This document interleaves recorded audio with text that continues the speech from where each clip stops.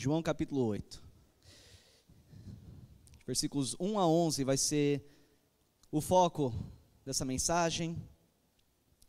Você pode abrir, já deixar aberto. Vamos começar a ler em versículo 1. Amém? Acharam? Vão acompanhar? Vamos lá. João 8, versículo 1. Jesus, porém, foi para o Monte das Oliveiras. Ao amanhecer, ele apareceu novamente no templo, onde todo o povo se reuniu ao seu redor, e ele se assentou para ensiná-lo. Os mestres da lei e os fariseus trouxeram-lhe uma mulher surpreendida em adultério. Fizeram-na ficar em pé diante de todos, e disseram a Jesus: Mestre, essa mulher foi surpreendida em ato de adultério. Na lei, Moisés nos ordena apedrejar tais mulheres. E o Senhor, o que diz? Eles estavam usando essa pergunta como armadilha, a fim de terem uma base para acusá-lo. Mas Jesus inclinou-se e começou a escrever no chão com o dedo. Visto que continuavam a interrogá-lo, ele se levantou e lhes disse: Se algum de vocês estiver sem pecado, seja o primeiro a atirar pedra nela. Inclinou-se novamente e continuou escrevendo no chão. Os que ouviram foram saindo, um de cada vez, começando pelos mais velhos. Jesus ficou só com a mulher em pé diante dele. Então Jesus pôs-se em pé e perguntou-lhe: Mulher, onde estão eles? Ninguém a condenou? Ninguém, Senhor, ela disse. Declarou Jesus: Eu também não a condeno. Agora vá e abandone sua vida de pecado. Vamos parar aqui. Uma história famosa, não é verdade?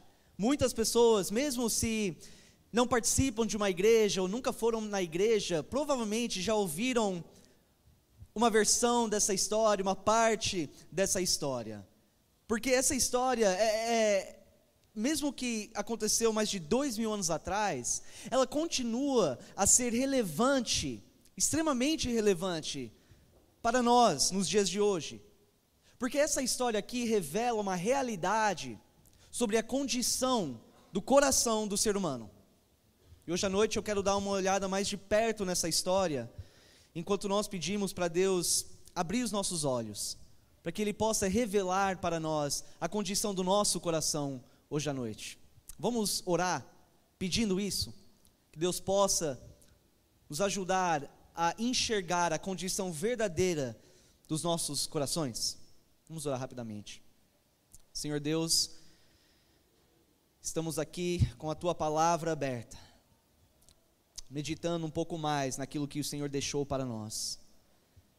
Que o Senhor possa usar essa palavra para mostrar para cada um aqui a condição real e verdadeira dos nossos corações. Que o Seu Espírito Santo possa falar aos nossos corações hoje à noite. Eu peço tudo isso em nome de Jesus. Amém. Amém. Vamos voltar para o versículo 1. Versículo 1 diz assim: Jesus, porém, foi para o Monte das Oliveiras. Na verdade, esse versículo era para ter concluído o capítulo 7, tá? Se você voltar e ler depois o capítulo 7, você vai entender. Neste momento, no ministério de Jesus, ele estava em Jerusalém, tá? Ele foi para Jerusalém para atender uma festa judaico, tá? Essa festa chamava a Festa das Cabanas. A Festa das Cabanas era para comemorar, tá? A época em que os judeus, lá no Antigo Testamento, saíram da escravidão do Egito e moravam no deserto em tendas, ou cabanas. Então foi para comemorar, todo ano existia essa festa em que as pessoas iam até Jerusalém. Na verdade era uma de 3 festas que todo judeu masculino era obrigado a participar. Se ele queria realmente seguir a lei de Moisés, ele teve que, pelo menos 3 vezes por ano, incluindo este momento, sair da sua casa, sair da sua cidade ou do seu país e ir até Jerusalém para participar dessa festa. Então Jesus, sendo judeu e obedecendo perfeitamente a lei de Moisés, ele vai até Jerusalém, ele participa dessa festa. Porém, não era um momento muito para celebrar no ministério de Cristo. Ele estava neste momento passando por uma fase turbulenta no ministério, porque enquanto essa festa ocorria, os líderes religiosos, os fariseus, os mestres da lei, estavam conspirando em como que eles poderiam levar Jesus preso e matá-lo, tá bom? É isso que estava acontecendo neste momento. Mas, se você ler o capítulo 7, você vê, não tiveram sucesso, claro, porque fala simplesmente, eu gostei muito, fala que não era a hora de Jesus. Ou seja, com todo o poder de Deus, mesmo as pessoas querendo matá-lo, não era a hora, não fazia parte do plano, não era a hora de Jesus morrer. Então eles não conseguiam, os seus planos foram frustrados, tá? E depois que a festa termina, a gente vê versículo 1, que Jesus vai e passa a noite no Monte das Oliveiras. Essa monte era mais ou menos meio quilômetro na direção oeste de Jerusalém. E se você lê os evangelhos, você vê que Jesus, ele ia frequentemente, quando ele estava em Jerusalém, para este monte. Ele orava lá, era o lugar onde ele descansava. Então versículo 1 diz assim, ele estava lá. Versículo 2, ao amanhecer, ele apareceu novamente no templo, onde todo o povo se reuniu ao seu redor. E ele se assentou para ensiná-lo. Beleza. Todo dia durante a festa, Jesus durante o dia ia para o templo, ensinava o povo. Então nesse próximo dia, mesmo que a festa termina, ele volta a fazer aquilo que ele tinha feito. Versículo 3, os mestres da lei e os fariseus trouxeram-lhe uma mulher surpreendida em adultério. Fizeram-na ficar em pé diante de todos e disseram a Jesus, mestre, essa mulher foi surpreendida em ato de adultério. Na lei, Moisés nos ordena apedrejar tais mulheres. E o Senhor, que diz? Eles estavam usando essa pergunta como armadilha, a fim de terem uma base para acusá-lo. Mas Jesus inclinou-se e começou a escrever no chão com o dedo. Então vamos analisar um pouco essa situação, tá? Aqui você tem os fariseus, os mestres da lei, os líderes religiosos, frustrados, chateados, porque o seu grande plano de levar Jesus levar ele preso e matá-lo não deu certo. Então o que eles fazem? Eles saem caçando uma outra forma de pegar Jesus, de prender e poder matar Jesus. Aí de repente, chega aos ouvidos dele que existia uma mulher que foi surpreendida no ato de adultério. Eu imagino esses fariseus falando, não, esse é o momento. Vamos aproveitar este momento para pegar Jesus. Então eles pegam essa mulher e arrastam essa mulher, como o versículo 3 fala, fizeram-na ficar em pé diante de todos. Agora olha só, lembra que não era apenas algumas pessoas ao redor de Cristo, ouvindo ele ensinar. Versículo 2 fala que todo o povo se reuniu ao seu redor. Pensa na quantidade de pessoas que estavam nesse momento atendendo a festa, ou participando dessa festa. Aí de repente todo este povo é uma multidão de pessoas ao redor de Jesus. E esses homens religiosos arrastam essa mulher, coloca ela na frente daquela multidão toda. E publicamente declaram para todos ouvirem os pecados dessa mulher. Mas é claro, ela merecia isso. Não é verdade? Olha só essa mulher adúltera, uma mulher que fez esse compromisso com o marido, agora está quebrando, está traindo, e esse tipo de mulher não merece viver, esse tipo de pecador não pode continuar vivo. Olha só, ela quebrou o 7º dos 10 mandamentos, vamos apedrejá-la, vamos acabar com a vida dela, ela não merece mais viver nessa terra. Será que você pode humilhar alguém mais do que esses homens humilharam essa mulher neste momento? Arrastada na frente de todos, os pecados, a vida pessoal exposto diante de uma multidão de pessoas. Mas espera aí, a gente para um pouco para pensar, espera aí, que moral estes homens aqui tinham de condenar essa mulher? Não são estes os mesmos homens que estavam tão consumidos com ódio e raiva, ao ponto de desejar e até tentar assassinar um homem completamente inocente? Não são esses mesmos homens que estão condenando essa mulher de quebrar a lei de Moisés, no mesmo tempo também quebrando a lei? E a pena pelo pecado deles não é a mesma da pena da mulher, que seria a morte? Sim, mas aqui você tem esses mesmos homens apontando o dedo para essa mulher, querendo tirar a vida dela. Além de humilhar, queriam apedrejar. E agora você vê Jesus, com toda a sua sabedoria, dar uma resposta perfeita. E assim ele abre naquele momento os olhos desses homens para a realidade do seu próprio coração. Versículo 7 fala: visto que continuavam a interrogá-lo, ele se levantou e lhes disse: se alguém de vocês tiver sem pecado, seja o primeiro a atirar pedra nela. Inclinou-se novamente e continuou escrevendo no chão. Olha só, versículo 9: os que ouviram foram saindo, um de cada vez, começando pelos mais velhos. Jesus ficou só com a mulher em pé diante dele. Então, de repente, esses homens prontos, preparados para atacar pedras, para matar essa mulher, naquele momento reconhecem o tamanho da hipocrisia que existia no seu próprio coração. Quão relevante é essa história para a gente hoje?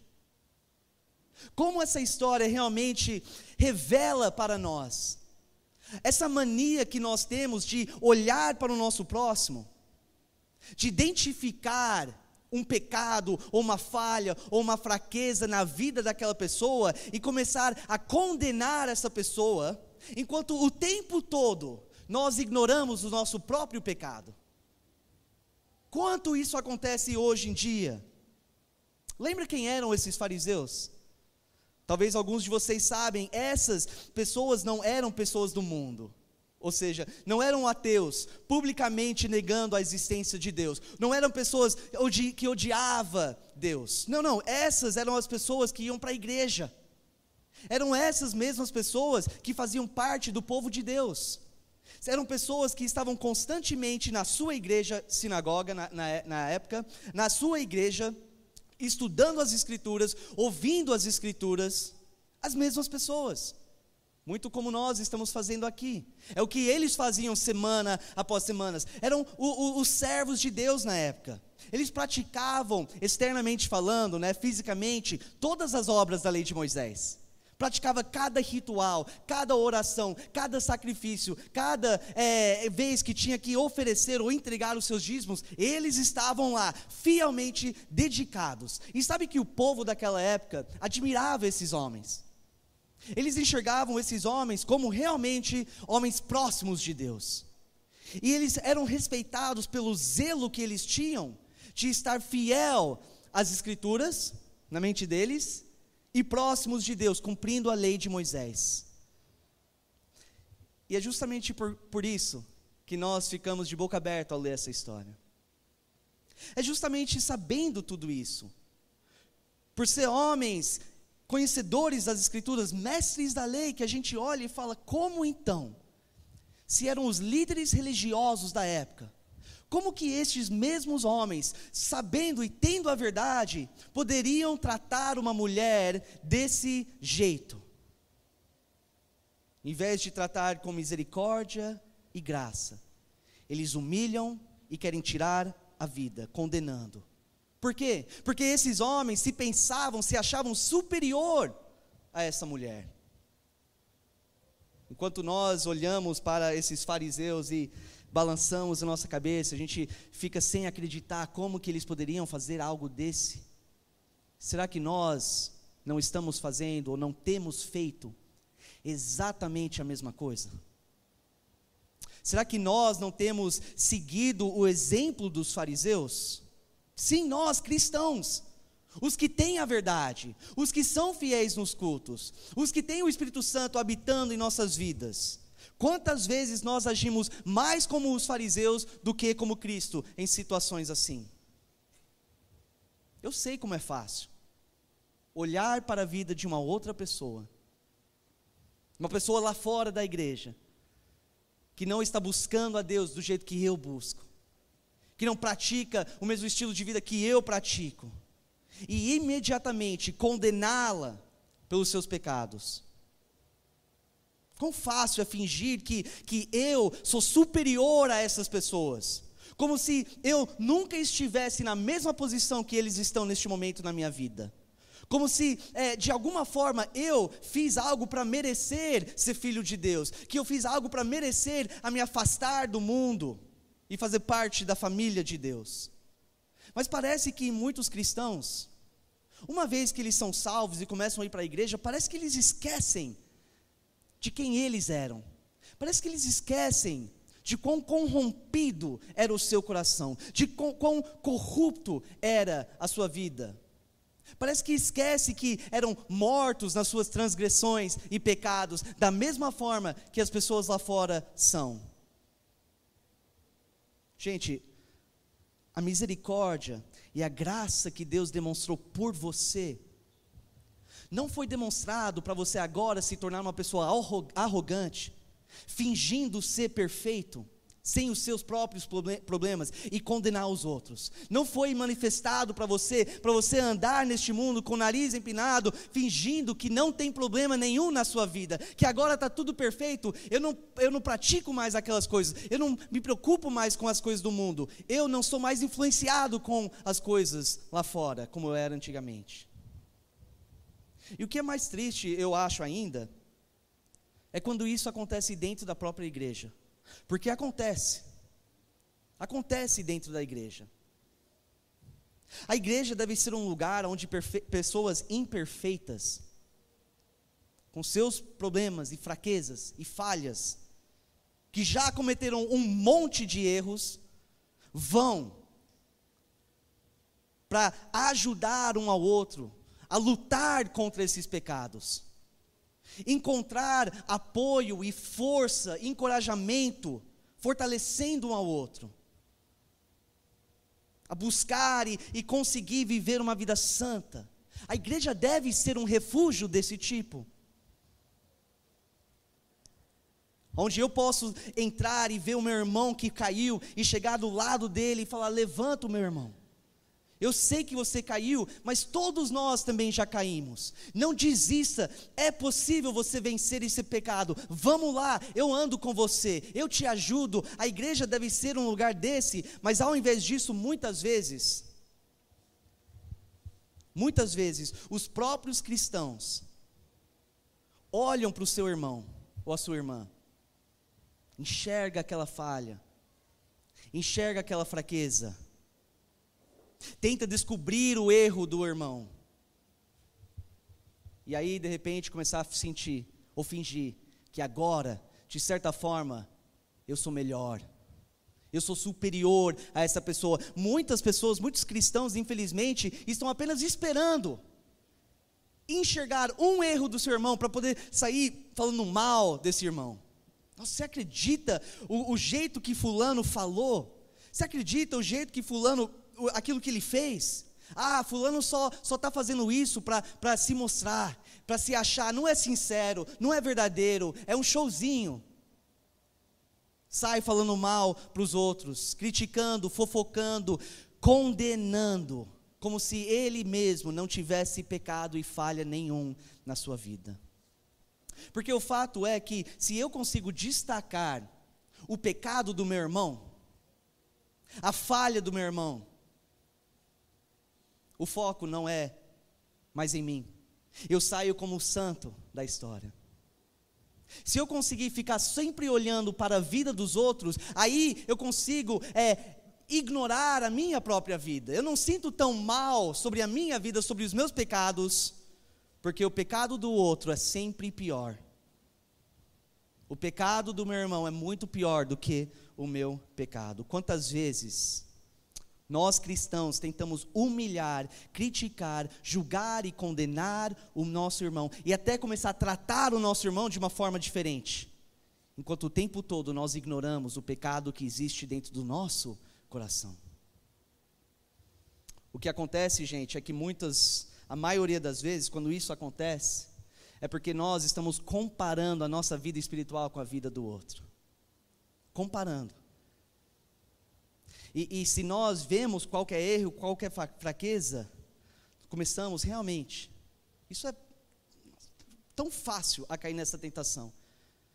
Começamos a olhar para aquela pessoa e realmente pensar que a vida, os pecados deles, como os fariseus fizeram com a mulher, são piores do que os pecados que existem na minha vida.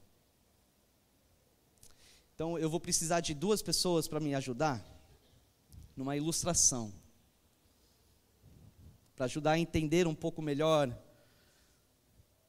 o que eu estou querendo dizer. Só um momento.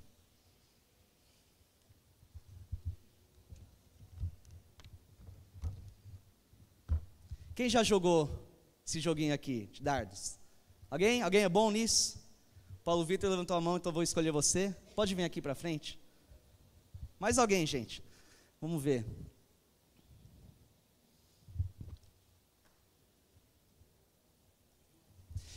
Escolher o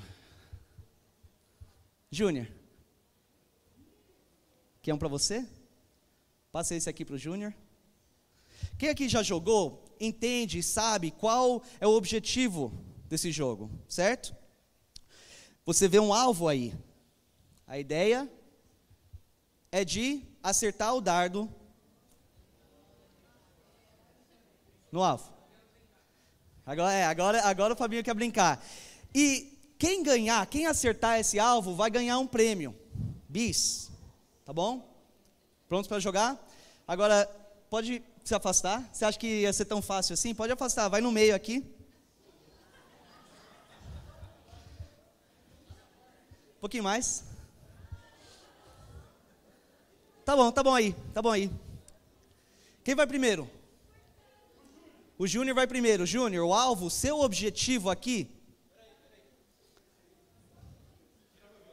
Vai tirar o violão. Nossa, tirar o violão.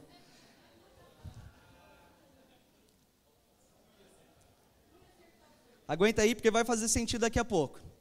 Primeiro, todo mundo presta atenção. O Júnior primeiro, seu alvo é aqui. Acertou, ganhou o prêmio. Pode jogar. Eu não sou o alvo. É aqui. Tá bom? Próximo. Também. Eu acho que eu estou pegando pesado com eles, eles queriam acertar. Pode sentar. Gente, quem foi melhor? Paulo foi melhor? Eu acho que o Paulo, ele chegou mais próximo. Acho que dos dois, os dois foram péssimos, mas dos dois, o Paulo chegou mais próximo do pastor. O Paulo poderia neste momento sentar e se sentir bem. Olha só, entre eu e o Júnior, eu cheguei mais próximo. O meu erro não foi tão ruim, o meu erro não foi tão grave como o erro do Júnior. Ele poderia olhar agora para o resto da vida, toda vez que pensa num joguinho desse, o superior. Sou melhor do que o Júnior nisso. Sim, foi melhor, parabéns. Mas a realidade é que no final das contas, os dois erraram o alvo. Não importa quem foi mais próximo, qual erro foi pior, quem jogou o dardo mais longe. O fato é que nenhum acertou o alvo. E assim então nenhum ganhou o prêmio. Não importa se você se sente bem ou não, a realidade é que você errou o alvo. Meus irmãos, Deus tem nos dado um alvo para acertar na nossa vida. O alvo que Deus tem nos dado é uma vida santa, é perfeição. O nosso alvo é viver uma vida exatamente como Cristo viveu a vida dele. O apóstolo Pedro, capítulo 1, versículos 15 a 16, diz assim: mas assim como é santo aquele que os chamou, Seja santo vocês também em tudo o que fizerem, pois está escrito, olha só, sejam santos porque eu sou santo. Este é o alvo de cada um de nós. E o fato é que todos nós erramos o alvo. Independente de quão próximo eu consigo ou consegui, independente de se o meu erro foi pior ou melhor ou menos ruim do que o do meu irmão, no final das contas, eu e você, nós dois erramos o alvo. Todos nós temos as nossas fraquezas, todos nós temos as nossas lutas e falhas, e todos nós, igualmente, meus irmãos, somos desesperadamente necessitados da graça e da misericórdia de Deus. Todos nós, independente do tamanho do pecado, ou quão grave foi o erro. Como eu falei, é fácil considerar que os seus pecados são menos ruins do que os outros. Mas quando você é tentado de falar mal, de criticar, de condenar o seu irmão, que isso possa entrar na sua mente. Quem sou eu? Quem sou eu para condenar o meu próximo? Quando eu também errei o alvo, que nem eles. Romanos 2, versículos 1 a 4, olha só o que o apóstolo Paulo fala: portanto, você que julga os outros é indesculpável, pois está condenando você mesmo naquilo em que julga, visto que você que julga pratica as mesmas coisas. Sabemos que o juízo de Deus contra os que praticam tais coisas é conforme a verdade. Assim, quando você, um simples homem, os julga, mas pratica as mesmas coisas, pensa que escapará do juízo de Deus? Ou será que você despreza as riquezas da sua bondade, tolerância e paciência, não reconhecendo que a bondade de Deus o leva ao arrependimento? Pesado essas palavras, mas é necessário. Será que aqui ele está falando com você? Será que você é uma pessoa que julga e no mesmo tempo pratica as mesmas coisas, pelo qual você está julgando e condenando o seu irmão?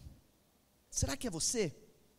Em conclusão, eu falo que o fato é que nós cristãos, nós aqui neste lugar, se você é um cristão, nós devemos ser o povo mais misericordioso, mais gracioso, mais paciente do que qualquer outro povo na face dessa terra. Nós devemos ser, porque nós temos a verdade, porque nós temos as escrituras, porque nós reconhecemos o quão ruim e mau e corrupto e depravado eram os nossos corações antes de conhecer Cristo. Porque nós sabemos que estávamos longe de Deus, perdidos, como eu falei antes, mortos nos pecados e as nossas transgressões. E porque nós sabemos que mesmo depois de conhecer Cristo, nós continuamos e temos falido e pecado e quebrado o nosso compromisso com Deus. Mas também nós reconhecemos quanta misericórdia e graça e amor, e paciência, e compaixão o nosso Deus tem dado e demonstrado por nós, mesmo quando nenhum de nós merecemos. Nós reconhecemos tudo isso. Nós reconhecemos que mesmo depois de conhecer Ele, até hoje nós somos capazes de cair no pecado e cair nas tentações, e mesmo assim Deus Ele continue a ser misericordioso conosco. E é por esta razão que nós devemos tratar o nosso próximo da mesma forma que Jesus tratou essa mulher. Vamos finalizar a nossa história aqui. Versículo 10. Então Jesus pôs-se em pé e perguntou-lhe: mulher, onde estão eles? Ninguém a condenou? Ninguém, Senhor, disse ela. Declarou Jesus: eu também não a condeno. Presta atenção nessa última parte. Agora vá e abandone sua vida de pecado. Como que Jesus lidou com essa mulher? Com graça e misericórdia. Mas a graça e misericórdia dele não era uma licença para ela se levantar e voltar para o estilo de vida que ela estava vivendo. Não. A graça e a bondade foi para que ela pudesse se arrepender dos seus pecados. Ele deu essas instruções para ela: agora vá e abandone sua vida de pecado, ou vai-te e não peques mais. O nosso papel como igreja é de encorajar e ajudar os nossos irmãos a abandonar a vida de pecado, a viver vidas santas, a ser mais semelhantes como Cristo. Não passar a mão na cabeça deles, não fingir que nós não enxergamos quando peca. Nós temos a responsabilidade de ajudar e corrigir, porém, sem julgamento e sem condenação, sempre com amor, graça e misericórdia. Porque a gente sabe que eu também preciso disso de vocês, para eu poder atingir o alvo, de ser semelhante a Cristo. Eu termino com esses últimos versículos. Gálatas 5, 13 a 15. Irmãos, vocês foram chamados para a liberdade, mas não usem a liberdade para dar ocasião à vontade da carne. Ao contrário, sirvam uns aos outros mediante o amor. Toda a lei se resume num só mandamento: ame seu próximo como a si mesmo. Mas se vocês se mordem e se devoram uns aos outros, cuidado para não se destruírem mutuamente. A minha oração para finalizar é que essa igreja aqui, que nós possamos viver menos como esses fariseus e mais como Cristo.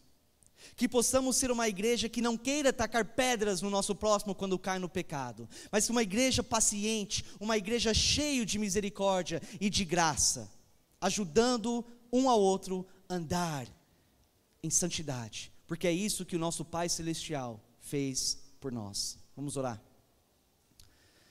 Senhor Deus, nosso Pai, nós precisamos, Senhor, da Tua graça, da Tua força, do agir do Seu Espírito Santo, para nos ajudar a não cair na mesma tentação que os fariseus e os líderes religiosos caíram nessa história.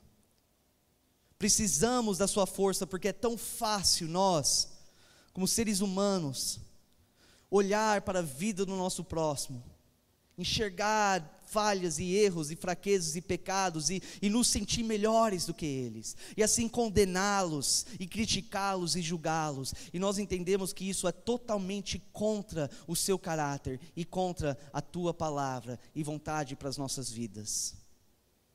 Então tira isso de nós, nos livra desse espírito que critica e julga, quer ver o nosso irmão ou irmã passar por humilhação ou sofrimento. Enche os nossos corações, Senhor, com a mesma misericórdia e graça e paciência que Jesus teve no coração dele.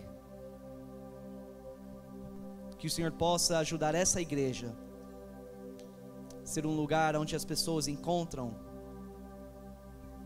encorajamento, força, apoio, para poder superar os seus pecados e fraquezas, poder atingir o alvo das nossas vidas, que é Jesus Cristo, uma vida semelhante a dele. Obrigado pela graça e misericórdia que o Senhor tem demonstrado por cada um de nós, essa graça que nenhum merece. Obrigado, Pai. Eu peço tudo isso em nome de Jesus, nosso eterno Salvador. Amém. Pode se levantar, vamos louvar a Deus justamente por essa graça e este amor que Ele tem derramado sobre a vida de cada um. Canta junto conosco.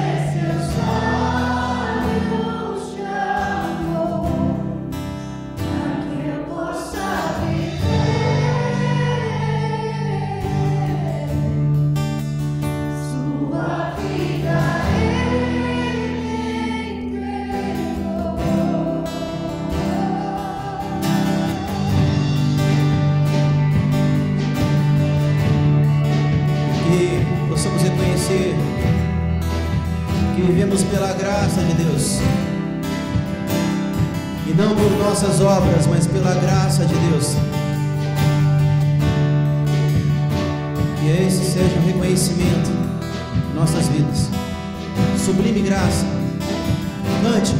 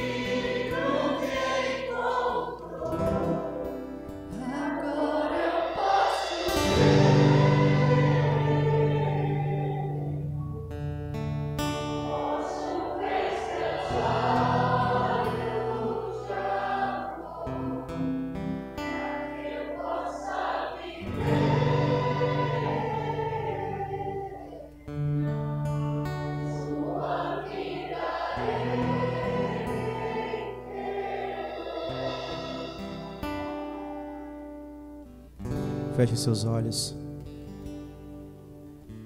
Tenha o seu momento com o Senhor Jesus neste lugar.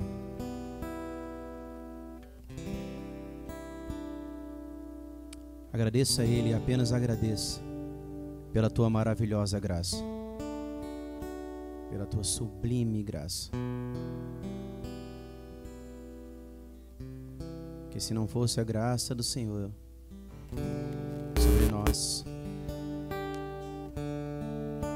com certeza já teríamos nos afundado em meio a tantos pecados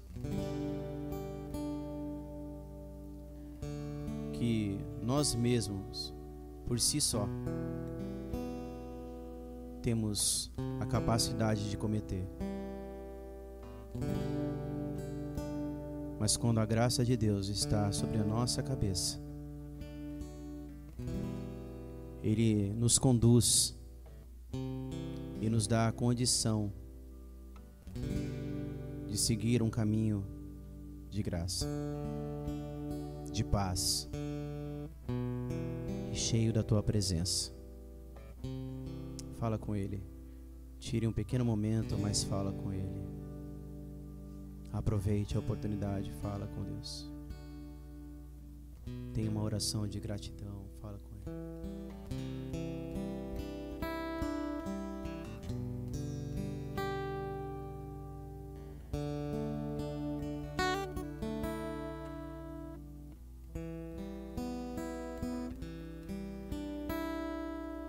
Senhor Jesus, muito obrigado pelo teu amor, muito obrigado pelo teu cuidado,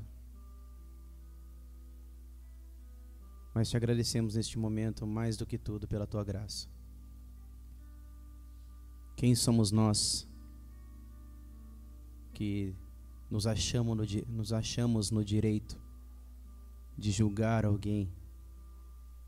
Nós, falhos e pecadores, às vezes porque achamos que conhecemos um pouco mais de Bíblia, ou porque oramos um pouco mais do que alguém, a gente tem o direito de julgar alguém. Na verdade, não estamos entendendo nada do que estamos lendo, e muito menos não estamos orando com verdade, porque senão não faríamos isso. Porque o Senhor não nos manda fazer isso. Em João 3,17 diz que o Senhor Jesus não veio ao mundo ainda para julgá-lo. O Senhor ainda não veio para isso. O Senhor virá para julgar esse mundo. Se somos nós, seus filhos, por que nós devemos julgar? Nos ajude, Pai, a entender isso. Em nome de Jesus. Amém e amém. Amém. Eu peço para você sentar mais uma vez. Estamos dentro ainda do nosso tempo aqui, certinho. Neste momento eu quero que a igreja desfruta de uma parte preciosa da vida de uma família. Tá? Neste momento, o André e a Ellen também queriam fazer uma dedicação do filho Davi para Deus. Então convido os dois, por enquanto só os três, quer dizer, aqui para frente. As escrituras ensinam, gente, acerca da apresentação pública, tá, das crianças a Deus, durante a qual pedimos ao Senhor que o Senhor abençoa essas crianças, ou a criança, a vida que ela terá para frente. E quando assim procedemos, estamos, na verdade, seguindo o exemplo que aconteceu com Jesus. Quando os pais de Jesus levaram ele ao templo e consagraram ou dedicaram ele ao Senhor. Isso aqui não é um batismo de criança, nós não acreditamos nisso, não estamos agora fazendo isso como se Deus salva a alma dessa criança, não. Isso aqui é o momento dos pais falar: Senhor, nós reconhecemos essa criança, que essa criança vem do Senhor, que é um presente do Senhor, e queremos dedicar essa criança já nos teus caminhos, prometendo e comprometendo a criar essa criança num lar cristão e nos caminhos de Cristo. Amém? Deuteronômio 6, eu quero ler rapidamente para vocês. Presta bem atenção aqui. Deuteronômio 6, versículos 4 a 9. Ouve, ó Israel, o povo de Deus. O Senhor nosso Deus é o único Senhor. Amarás o Senhor teu Deus de todo o coração, de toda a tua alma, de toda a tua força. Essas palavras que hoje te ordeno estarão no teu coração. Ensine-as a teus filhos, e delas falarás assentado em tua casa, andando pelo caminho, deitando-te e levantando-te. Também as atrarás na tua mão por sinal, e te serão por faixa entre os teus olhos, e as escreverás nos umbrais da casa e nas portas. Amém?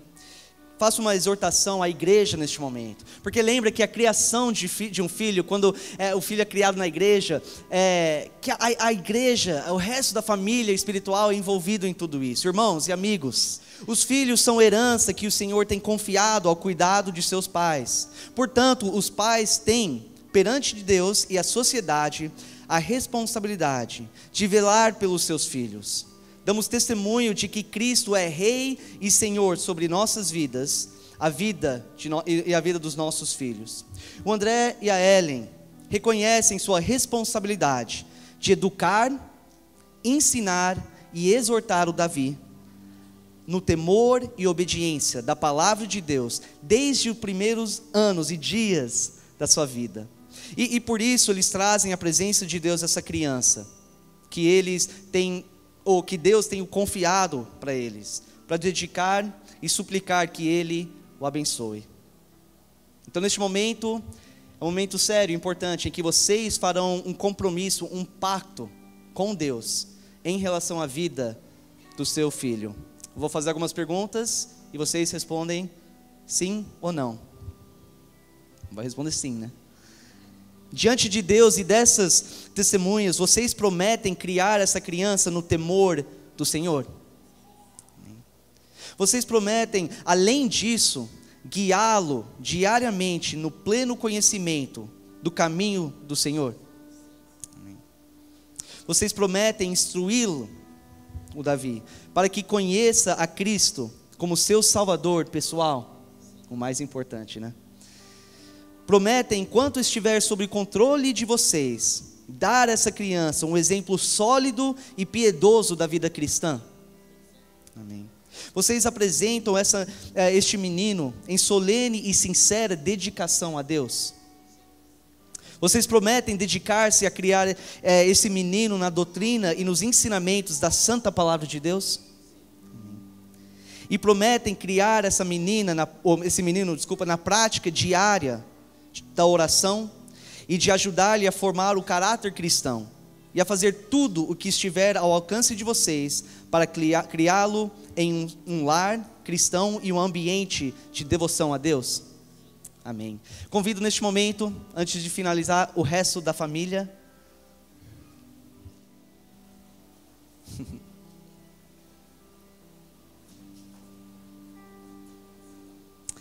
Lembra que a família não é só por título, né? Que o André e a Ellen, eles vão precisar da força da família. É difícil fazer sozinho, criar uma criança, especialmente nos dias de hoje, com a sociedade em que nós vivemos. Então, neste momento, enquanto eles estão se dedicando e comprometendo essa criança a Deus, que o resto da família possa também fazer um compromisso com eles e com Deus, de estar ao lado deles sempre que precisar, ajudando, principalmente espiritualmente, mas emocionalmente e fisicamente também quando precisar. Este é o desejo de vocês também? Amém. Baseando-me no fato de vocês terem prometido diante de Deus e desta congregação a dedicar essa criança a Deus e o terem afirmado com suas próprias palavras, eu os exorto a se dedicarem a essa sagrada obrigação com sabedoria, perseverança e esforço. Pastor Lenin, quer pegar o Davi?